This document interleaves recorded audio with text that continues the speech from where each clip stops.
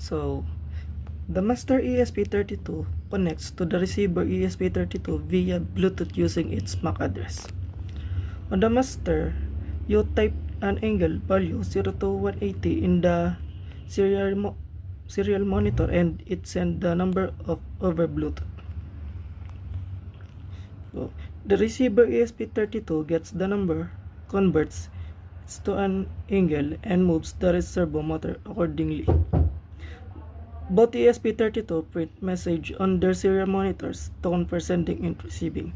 This way, typing on the master side directly control the servo position on the receiver side through Bluetooth. So let's try the 90 degree and 180.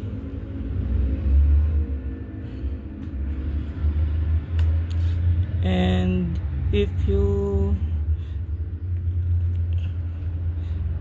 type the 200, it's invalid angle because the enter is 0 to 180 degree.